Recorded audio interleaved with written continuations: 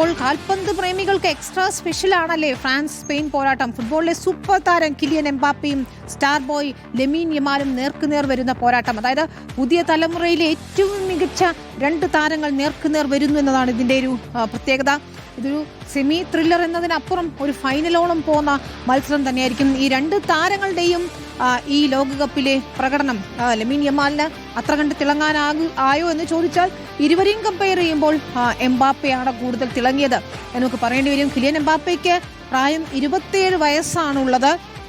3 ലോകകപ്പായി കളിക്കുന്നതിൽ 20 ഗോളുകൾ ഇതിനോടകം നേടിയിട്ടുണ്ട്. ഈ ലോകകപ്പിൽ നമ്മൾ നേരത്തെ പറഞ്ഞതുപോലെ 8 ഗോളുകൾ നേടിയിട്ടുണ്ട്. കഴിഞ്ഞ ലോകകപ്പിൽ ഗോൾഡൻ ബൂട്ട് നേടിയത് കിലിയൻ എംബാപ്പയാണ്. അപ്പോൾ ഇനിയൊരു എംബാപ്പെ യുഗമാണോ കാത്തിരിക്കുന്നത് എന്ന് നമുക്ക് പറയേണ്ടി വരും. ലോകകപ്പിൽ 21 ഗോളുകളാണ് ലയണൽ മെസ്സി ഇതുവരെ നേടിയിട്ടുള്ളത്. അതുകൊണ്ട് എംബാപ്പെ ഒരു ഗോൾ കൂടി നേടിയാൽ എംബാപ്പയ്ക്ക് മെസ്സിക്കൊപ്പം എത്താൻ കഴിയും എന്നതാണ്. ഈ ലോകകപ്പിൽ ഇതുവരെ 8 ഗോളുകൾ നമ്മൾ നേരത്തെ പറഞ്ഞതുപോലെ നേടിക്കഴിഞ്ഞു.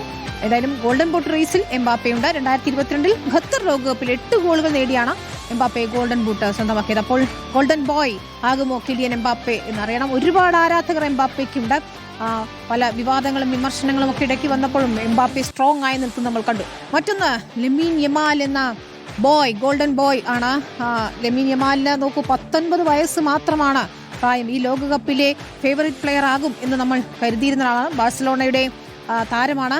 ആദ്യ ലോകകപ്പാണ് കളിക്കുന്നത്.